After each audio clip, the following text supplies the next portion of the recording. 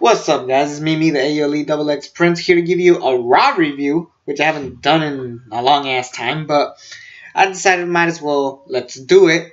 Last time I reviewed a Raw was the Raw 25th anniversary, which was yeah. But this is the Raw after Mania. Why don't we just talk about it? Hold on, give me a second. As far as this being a Raw after Mania, this is gonna be one of the weaker ones, just because I don't know, it just wasn't that awesome. Oh shit, this was awesome. You know what I'm saying? We had a lot of debuts and a return that just blew my fucking mind. And yeah, let's just talk about it. Let's just start off the night with Stephanie McMahon. She was about to congratulate Ronda Rousey, but then Ronda Rousey puts. First of all, Stephanie McMahon is in a broken arm, so Ronda Rousey she's happy, and then she breaks her hand again, and then people are saying you deserve it, and then the ring announcer's like, ladies and gentlemen, can you please have some sympathy for Stephanie McMahon? That's when they boot even harder, which is fucking hilarious. It really does show you that Stephanie McMahon is a fucking bitch.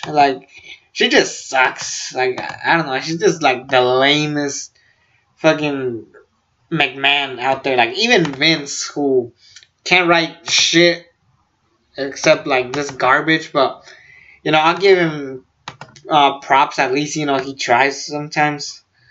To give you a charismatic Vince McMahon, so there's that. As far as the rest of the show goes, so we start off the night with Nia Jax coming out, then Alexa Bliss and Mickie James. Apparently, it was gonna be a handicap match, and then Nia Jax yeah, you know what? Say what you will, saying I don't have friends, I got friends. Sure enough, Ember Moon comes out. So Ember Moon's debuting to Raw. I think it's a good call because despite how good the Baszler and Moon match was at TakeOver, I don't want to see one again. So I'm fine with Ember Moon going to Raw. If she went to SmackDown, I would have been cool with that. But it makes sense considering who's missed Money in a Bank at SmackDown. So there's that. Ember Moon on Raw, I'm actually cool with. I wasn't cool with how this match played out. I mean, it was fine. I get it. Moon was gonna look strong and pin Alexa Bliss, but after the match, she should have shook Nia Jax's hand and then pull her I'm coming for that belt. So there's that. Also, a little side note for the Rousey segment. I wish they played her off throughout the rest of the show. I missed that in wrestling when they show a guy playing throughout the entire show. The last time they do that was with Braun Strowman in his build to the Royal Rumble. I remember they basically showed him in backstage segments with Braun Strowman. If we do that shit with Ronda Rousey, it would be nice. And stuff like this, have it throughout the show, making it more memorable. And then we get the absolute shittiest segment of all time. Braun Strowman comes with Nicholas, the Raw Tag Team Champion, and basically they vacate the belts, and basically Braun Strowman says, this kid is 4 years old. I mean, this kid is in the 4th grade. We can't travel all the time. And then he's like, when he's old enough, we're coming back for those belts. It was supposed to be silly, but it just really made that WrestleMania moment so pointless and so stupid. And I get it. Nicholas is actually the son of one of the referees in WWE, so I get it, but I don't know. That was just really, really fucking dumb the more I thought about it. It just made that match even worse now that I think about it. There was that. Some of the stuff I might say might be out of order, so let me just get the list of what exactly happened on Raw. Oh, this shit. Oh, fuck. I got no comment for it. No Way Jose came out. He's on Raw. Has a squash match for a couple seconds. And he goes back to partying. I'm gonna be honest. I'm not digging No Way Jose. I never did. He's just boring. He's just dull. I was disappointed we didn't get the iconic duo on this show, but it's what you get. But yeah, No Way Jose. If anything, he feels more like a SmackDown dude. If you like put him on SmackDown, it feels right. Like him on Raw is just gonna be a hell because Raw is 3 hours, so a long time with this dude. I don't know. He's had like a good match with Austin Aries. I remember it at Brooklyn, but that's about it. I really do not care about when. Let's be real. Is No Way Jose really gonna be that successful in the Raw? Actually, is anybody who came from NXT gonna be that successful? Because WWE is really bad at writing these fucking shows. Um. Because Cesaro and Sheamus are if talked for a rematch. They basically had 2 tag team matches. The winner of those 2 matches will have a match next week, and the winner of that match will fight the Bar at Greatest Royal Rumble. Let's move this to the side. Let's talk about Greatest Royal Rumble. From what it looks like, this show might actually be better than Mania, just by looking at the card alone of what the matches we have announced yet. The only problem. Well, there's a couple of little problems with this show. First of all, are we even gonna see this show? Like, why are they promoting this? I'm pretty sure we better see it. Second, every belt is on the line, and there's a lot of belts, so this is gonna be a long ass show. And plus the 50-man Royal Rumble match, and then Cena and Triple H. It's gonna be a long ass fucking show. But the biggest problem with this whole thing. It's on April 27th now. If you guys have been paying attention, I've just begun the Marvel Cinematic Universe Road to Avengers Infinity War. So you can check my review of Iron Man down in the description. Now let's talk about where they fucked up. April 27th and Greatest Royal Rumble and the Avengers Infinity War lands on the same day. What the hell do you think people are gonna go watch first? Just saying. It's just a fact. I'm definitely gonna watch Avengers Infinity War first. I've been waiting for this longer. This show, I mean, it better be worth it at the end of the day.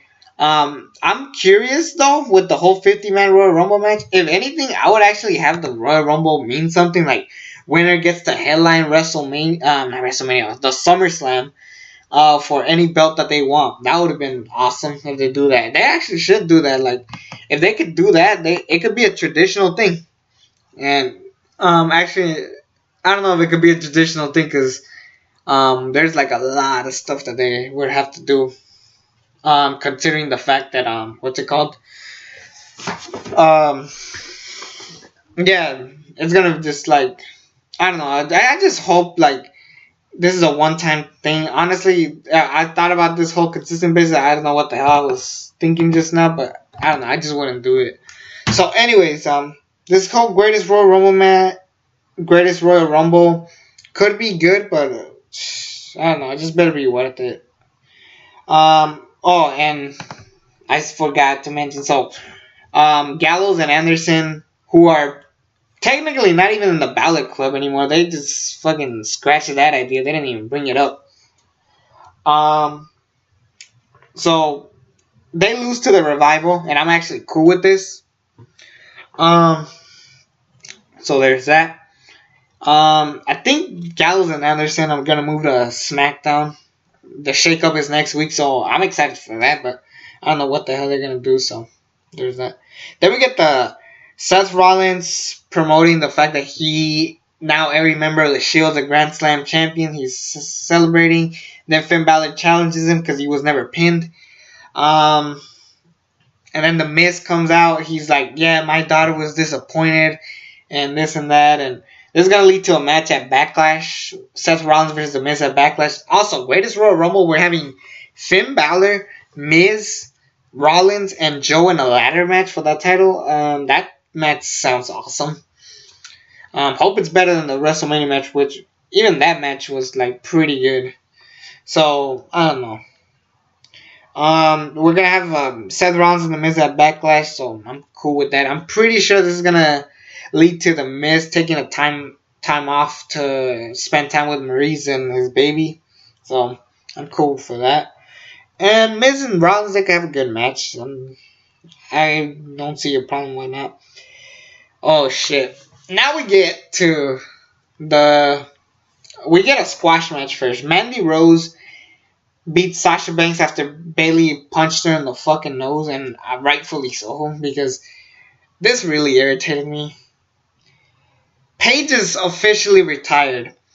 She cut a promo. She's done. She talked to Edge backstage. She's saying that it was hope for Bryan. This was gonna be the beginning of like something new for Paige. Like, you know, she had her movie coming out. It was just great. I hope that her movie delivers, because then they realize that they need Paige. But yeah, she's retired, and this sucks because I really wanted this girl to be a success. I really wanted her to be one of the top women's wrestlers right now, and it just blows. Rightfully so that she cut her promo the same night she debuted, so she retires. She debuts in New Orleans and retires in New Orleans, so it seems right, but I just feel bad for her. And honestly, it really does make me hate that the talent is not careful with this shit. Like, what the fuck is wrong with this talent? Um, Again, it's all about entertaining us. I get it, but be fucking careful. Like, we didn't have this many injuries like this bad. Like, I'm like, okay, Paige is injured, but the fact that now she's retired, it just sucks. Like, Bryan is lucky to come back.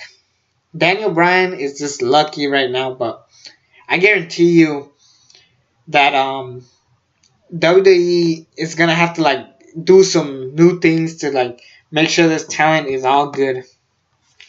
Um, I really do hope so that they start getting their game up. Um, Next up, we gotta talk about something positive. Um, so first they talked about Taker and Cena. Apparently, Taker is not. They didn't announce that he's retired, but pretty sure down the road it's gonna happen. They just better do that. So Elias cuts. Elias is talking to the crowd. He's singing a song. People are like really over with this dude. They're like, "Oh, walk with Elias." Like, that was just awesome. Just shows how over Elias is, and you could tell he wanted to break character and be like, "Thank you," but no, he just insulted them, and I don't know. Elias is just awesome. I am digging this character. I really wish he was a champion. If anybody deserves to be a champion, is this guy. This guy is the most entertaining thing going forward right now. And the fact that he wasn't, I mean, he was at WrestleMania, but he didn't compete. It just shows you a lot. But I was like, how do you top this? The return of Bobby freaking Lashley. Bobby Lashley is officially on the roster. I'm a little pissed off because Brock Lesnar was not here tonight, even though he re-signed, and I'll get to that stuff later. But I really wish he went straight, says, you know what, I'm not going to go through all these squash matches. I'm going to go straight to the Universal Championship, because Bobby Lashley looks like $1 million. It looks like a guy that could push. As far as his promo skills, they suck. I'm going to be honest. He sucks in the mic. If anything, I would bring back MVP and cut his promos. He was kind of annoying in TNA, but it could be something, especially like if they actually try. But yeah, Bobby Lashley is a great talent, and I am super hyped to see him back. We better have Brock Lesnar and Bobby Lashley. And the only thing I really would say about this is, why does every debut look the same after a while? Like, every debut is just them fighting some talent in the roster. Why don't they just go straight to the top guys? Like, can you imagine if Shield attacked the like mid cards? Like, they wouldn't have been as over as they are right now, because they went straight to the main event, attacking Ryback, Punk, and Cena that night.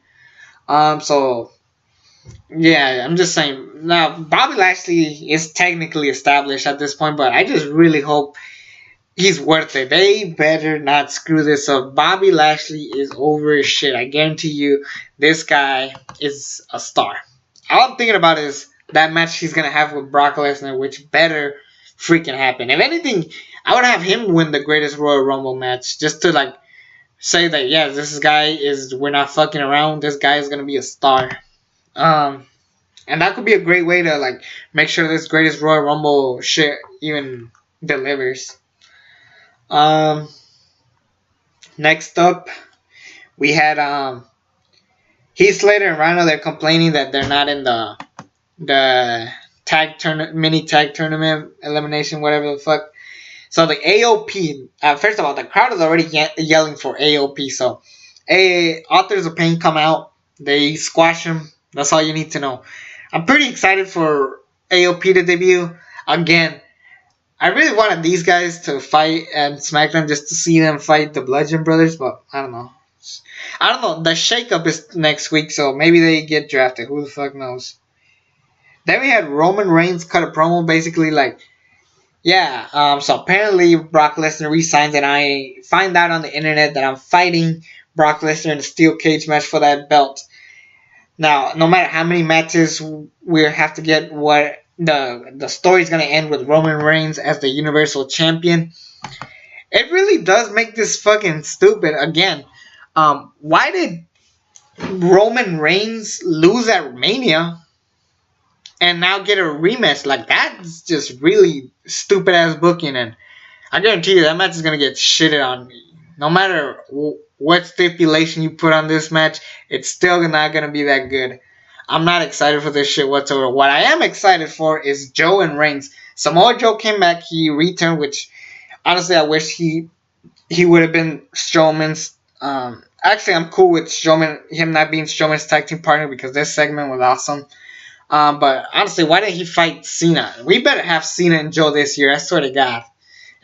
We better have that match, and we better have Lashley and Lesnar. But anyways, back to Joe. He cut the promo. He's like, the only reason why you're getting all these matches with Brock Lesnar is because we're trying to make money. Every time you get your ass kicked by Brock Lesnar, we make money, and that makes sense. And then he's like, but all that making money, it's time for something new. It's time for me to rise. Like, Joe is a great promoist, and I really Samoa Joe is in my top 20 for sure. Not a top 10 guy, but definitely in my top 20.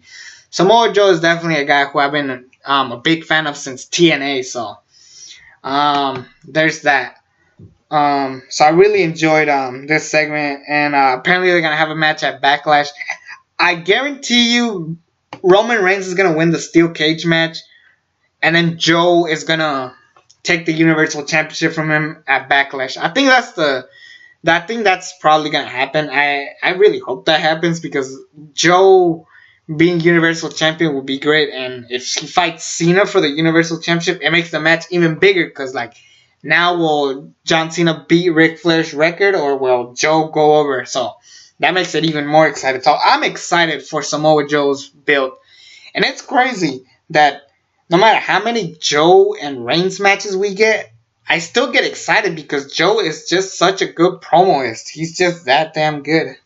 Speaking of people who are just that damn good in the promos, Matt Hardy and Bray Wyatt are officially a tag team. They beat Titus Worldwide in like a couple minutes. They have a segment with Jeff Hardy, which I forgot to mention. He comes back and even out the odds with Miz and the Miztourage with Balor and Rollins, so that was great. He does have a segment backstage with Matt Hardy and Jeff Hardy talking, and then he hugs Bray Wyatt. It was wonderful, as you could say. And that was just a cool little segment. I really enjoyed it, so I'm excited for Matt Hardy to finally be woken for good. Now we get this shit was funny. So this match. So let me just talk about the backstage segment that happened first. Basically, Kurt Angle's like, "Can I help you two?" They show Kevin Owens and Sami Zayn, and they talk about how they want to, since SmackDown didn't work out, they want to come to Raw. And basically, Kurt Angle's like, "Nah, that's not a good idea." However, I heard TNA is looking for some guys, which was like a big roast because they know that TNA ain't shit. It was awesome. I really enjoyed that promo. It was funny as hell. And then basically they were like, I heard you guys attacked GM, and then and then they're just arguing over who deserves to be on the show. So Kurt Angle was like, fine, both of you are gonna fight each other. Winner gets a contract. The match ended in a draw, so I'm pretty sure this is gonna continue a story going on. I'm pretty sure it's gonna lead to a match at Backlash. Honestly, I really did wish that they went for the tag team championships, just because I'm tired of these two guys fighting each other. It's just really damn annoying. I mean, don't get me wrong, they have great matches and all, but after seeing them so many times in the ring, you want to see something else from these guys. So it's just my personal opinion. What happens next? Next up, we get... What do we get next? I guess that was it. Yeah, I guess it's time for the main event. Really weird way to close out the show. The Miz and the Miztourage versus Balor, Hardy, and Seth Rollins. Really weird way to close the show. If anything, I would have closed the show with The Undertaker finally retiring for good. That's why I really didn't want that No Way Jose segment, because I really am not digging that guy. Not feeling it. Yeah, we cut that out. We could have had a promo of Undertaker finally giving out his farewells. We would have had 2 retirement speeches, Paige and Undertaker. So, I mean, it's fine, because that basically shows that it's time for some changes, even though we're never going to get those changes. So, anyways, Miz loses. What more can I say? This show overall, it really, to be honest, it kind of sucked. To say the least, the only exciting things that I was hyped for was Lashley's return, the Joe's Reigns segment. A couple of the debuts, I would have saved them for Raw, or I would have switched some out, like with the Iconic Duo. I really want these girls to come to the roster finally. Paige's retirement, I loved it. It's great to hear finally say her goodbyes. Hopefully, Sasha Banks learns her fucking lesson. And I like Sasha Banks, but her not being careful is just really shows that this talent is really not that careful. But yeah, overall, I would not go back and watch this show. And as far as continuing to watch Raw, I mean, other than the shakeup, there's really no reason to watch. Stay tuned for next week. We're having Revival versus Hardy and Bray, which could be a good match. And we're having Bayley and Sasha finally having their match. So, other than the shakeup, I'm really not... There's no reason to continue watching on a consistent basis, but who knows? They could surprise us. Maybe Triple H actually does take over and we have it. So tomorrow I'll continue the MCU series and I'll talk about SmackDown if I get to it. I hope you guys enjoyed this. It's me, the ALE XX Prince. Subscribe to the channel if you haven't already. And until then, I'm out.